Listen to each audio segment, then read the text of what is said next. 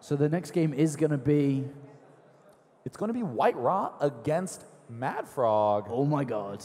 Oh my god. That is going to be such a cool game. Now, for any of you who just tuned in, I want to just retell exactly how the maps are chosen. Each player selects 2 maps from the map pool that they don't want in there. So there's only 3 maps remaining from the initial 7. Then each player selects 1 to throw out until you're only left with 1. And like you were saying earlier, I kind of would have assumed that 95% of games would have been Metalopolis, but we saw Xel'Naga Caverns first, and then Lost Temple, and now Shakura's Plateau. That's actually quite interesting, as is everybody kind of feels that this is a very strong Zerg map, but as you were saying, the style, the 6-gate style, this is actually very popular on this map, and actually takes out a lot of Zergs in many different tournaments, in many different leagues, and this is something that MaDFroG has to keep in consideration of White-Ra, as White-Ra is not going to be a walkover game, and this is going to be extremely interesting to see how this plays out. If he does go for the 6-gate play, because that is actually White-Ra's style in Z versus P now.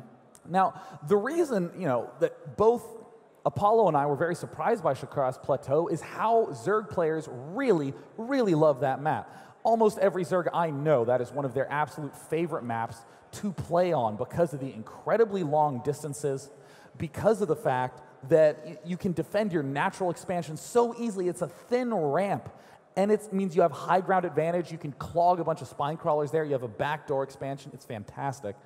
Yeah, the problem for a Zerg player on this map, being a Zerg player myself, is because a lot of players do expect you to go for this early hatch, players are starting to know this and think, even Terran players on this map are starting to realize, okay, this is kind of a Zerg favorite map. They will go for like a 15 hatch. And they are trying to actually directly counter this by going for some early pylon to block the expo, trying to cannon you in. There's such many different styles. Obviously, for Terran, they're trying to put down an engineering bay as soon as possible. So we are getting all the players in now. It looks like the only person we need left in the game is, of course, Kaldor, the German streamer for DreamHack. Of course, doing a little bit of casting down from Game Sports in Berlin. So once we get Kaldor in the game, we will start MaDFroG versus White-Ra. That's awesome. And I will say, though, there's this tipping point in the game. If Protoss can't put enough pressure on the Zerg starts a really sharp momentum swing up. It is so tough to deal with a Zerg who has 3 bases, because any 3 bases means that Zerg's going to have a very easy 4th base. Yes, yeah, definitely. And the creep is just enables, well, not enables, but disenables the fact that Protoss can even get into the 3rd.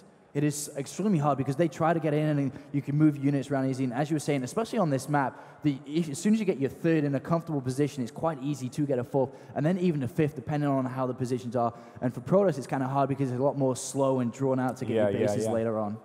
Now, of course, White-Ra blew everyone's mind against Demaga at BlizzCon when he had amazing Blinkstalker timing to deal with that obnoxious Mass Mutalisk style. Would not be surprised to see MaDFroG do that on this map, but again, we've seen MaDFroG be a little unique, such as in last game when he successfully drone rushed his opponent. That was such a crazy game. I actually wouldn't mind seeing Mutalisks on this map. They're actually really good on this map because of the areas around the main and the natural you can fly around. And the styles we've seen in the GSL, we've seen players like Jalizerg really using Mutalisks well. And I think that's something that MaDFroG could put into consideration going into this game. Then again, 6 gateways could actually take that down quite easily, so you got to think about the different angles, how this can play out. And it looks like Calgar is into the game He successfully joined the game. He's given us the shift carrot because he's just as happy as we are to see MaDFroG against White-Ra. Give a cheer for the Swede MaDFroG. Uh-oh. And give a cheer for the beast from the east, your Ukraine Protoss player, White-Ra.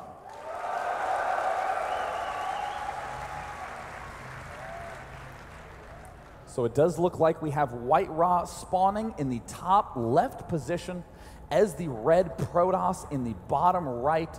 We have MaDFroG as the blue Zerg. Now, to note on this map, even though there are 4 starting positions, it is impossible to start in vertical positions. In other words, with MaDFroG here, it is impossible for White-Ra to spawn here. So no matter what, those distances are going to be very, very significant.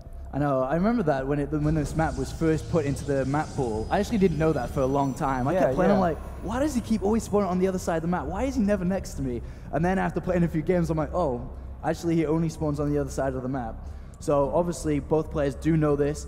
I'm just gonna be trying to interested to see which way White-Ra will scout. Will he go directly to the right or down to the bottom right-hand side? Because if MaDFroG was in the top right position, you'd obviously see his Overlord coming in, and that would be interesting to see which way he does scout. So this is about as comfortable a position as MaDFroG can be in on this map. Cross positions, he doesn't have to worry about his backdoor rocks nearly as much. He has the backdoor expansion that is, of course, a large happy face, so that's a good position to spawn in on the map. We do have White-Ra throwing down one gateway, and I'm actually really surprised. I would even say shocked that he is not building that gateway here for the easy wall off. Yeah, I was actually just watching MaDFroG. It looked like he was going to take a 15 hatch, but then decided to actually pull the drone and go scout with it. So, I mean, he's got the necessary resources to put a hatch down, but it looks like he will be putting it down. No, he's actually going to go for a second hatchery. Oh my God, what is this? And you were talking about how creative MaDFroG actually is. He has this unique style. This is actually, I've never, out of all the games I've played, out of all the games I've casted, seen this before. Now this, I think, is a clear all-in strategy from MaDFroG. MaDFroG wants to make it look like he's going for some sort of gas pool strategy, wants to trick White-Ra, and honestly, I would fall for this if I were in White-Ra's position. You get to your opponent's base and look what you see. Oh, he sees the hatchery. Oh, MaDFroG. And that's not going to be good for MaDFroG at all, and White-Ra is going to be in such a comfortable position. Now he knows what's going on, and he is just going to send his probe directly back. Though he is going to know, he actually is going to continue to scout and see exactly what's going on.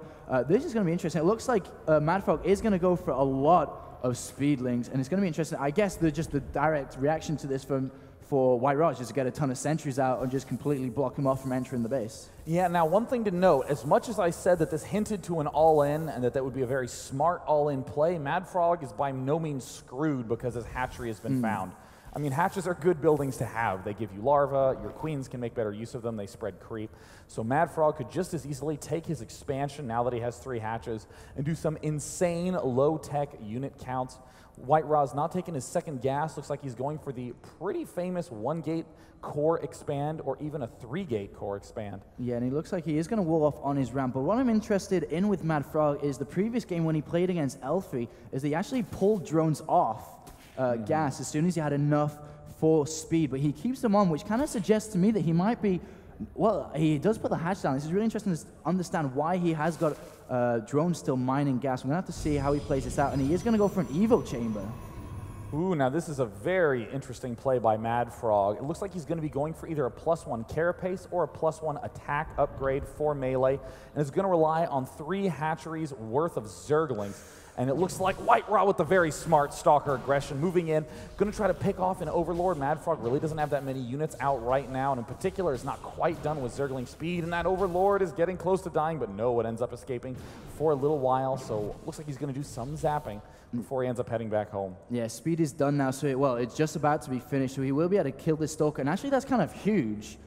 Even though that MaDFroG's build didn't really work out, it looks like speed is about to finish now, and he will be able to kill this Stalker unless he pulls units down, and he looks like he is going to get this Stalker, and it is trapped here. So Stalker goes down, which is very huge this early in the game, and +1 melee attack being researched for MaDFroG. Called it. Looks like MaDFroG is continuing to make a lot of drones, getting this expansion up here, and this is such smart placement. The 3 gateway fast expand with the core is so common, but White-Ra doing the very smart building placement in addition, and this is going to make him pretty much foolproof at the early stages. There's the forge going down, no need for cannons, just going to get a very fast +1 upgrade. There's more pylons getting thrown down.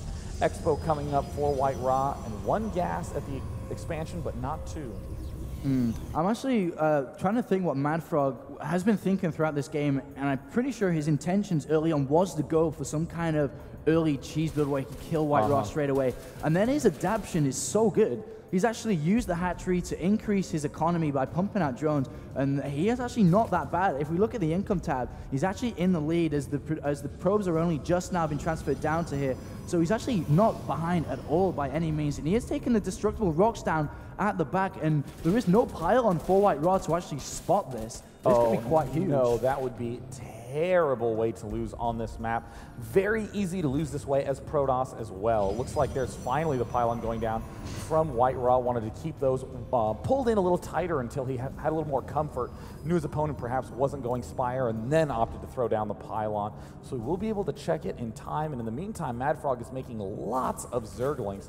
And a Nidus network is also going down for MaDFroG. Such a smart play, because not only does this give him a potential chance to win, but if it fails, he still has 3 hatches, a lot of drones, and a lot of space to expand. And we look at the army composition of White-Ra. He can't really handle mass lings, and the Overlord is moving into position on the left-hand side of the map up here, and it looks like it will be put here, and White-Ra will have no idea. He is so baffled by exactly what MaDFroG is doing. He is not going to expect this at all, and this could technically kill off White-Ra, and he is deciding to move out. It looks like he might be moving out, but the army composition of White-Ra, as I was saying before, can't really deal with mass lings, especially with +1. Oh, MaDFroG, as so many Zerglings are even taking a long time to load up into this Nidus network, and it looks like the Nidus Worm is just about to finish, and there it's out, and there's the rally, and White-Ra is just going for it.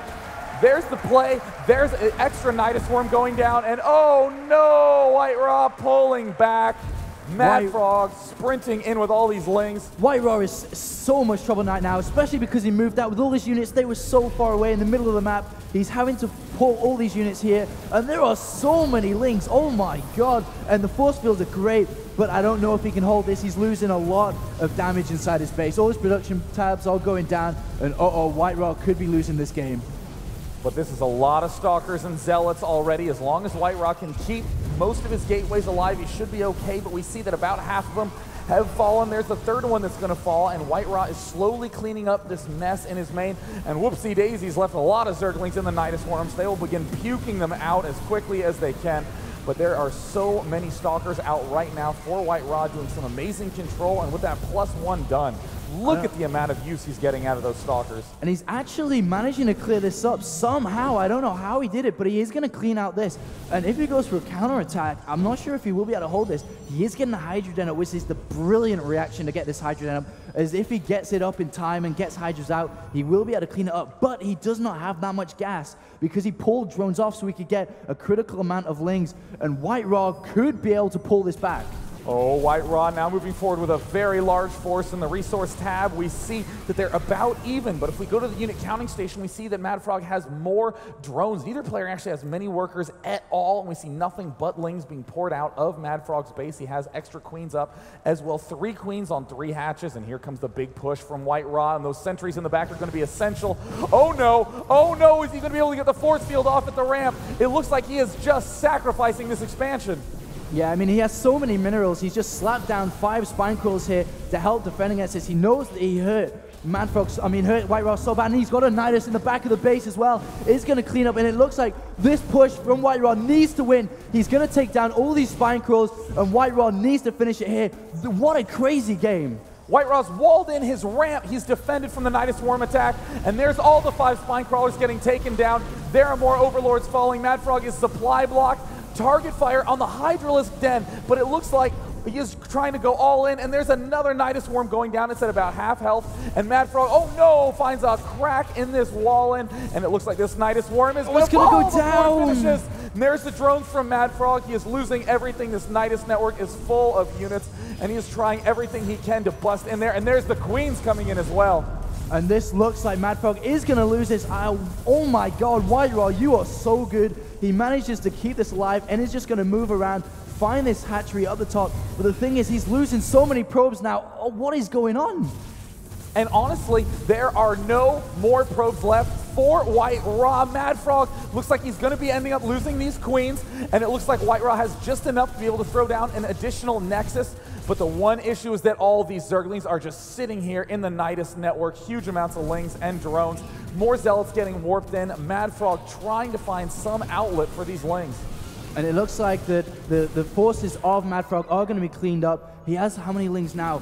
He has a lot of lings and drones. This is his only force left, really, that he can do anything. There are no cannons left and just a handful of Stalkers, but these sentries have so much energy. They are going to be able to force field these lings, and I'm not sure what's going on. It looks like MaDFroG is just going to move to his hatchery down here. He cleaned out the rocks so he can go and successfully mine once again from this base on the right-hand side. So MaDFroG now has a base, so that's great. Always good to have a base in SC2.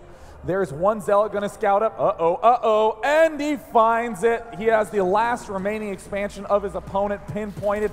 Links from MaDFroG just going on the counteroffensive. MaDFroG going to try to collect as much money as he can before he re-expands, but it looks like White-Ra needs to clog this hole fast, and he does.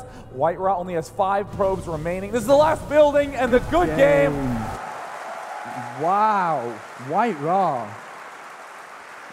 We are seeing some high-caliber games, and they're not the standard play kind of games. You'd expect at this high level of play that players would be kind of even frightened to do these kind of aggressive plays, just going for the long macro, drawn-out games. But every game we've seen, wow, just crazy, crazy games, and I just couldn't tell which way that was going to go.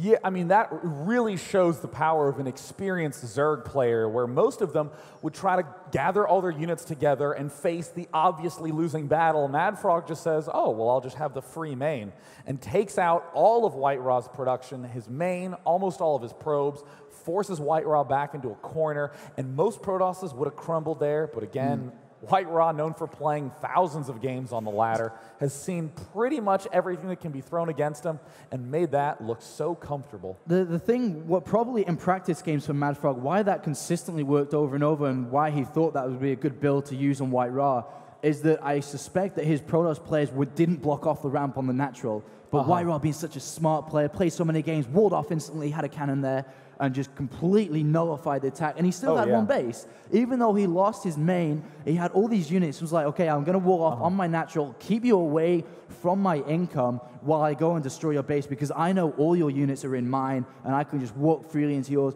And unfortunately for MaDFroG, he didn't have gas because he pulled drones off on the extractors in his main, and he wasn't mining from the natural either, that he just didn't have enough gas for Hydras.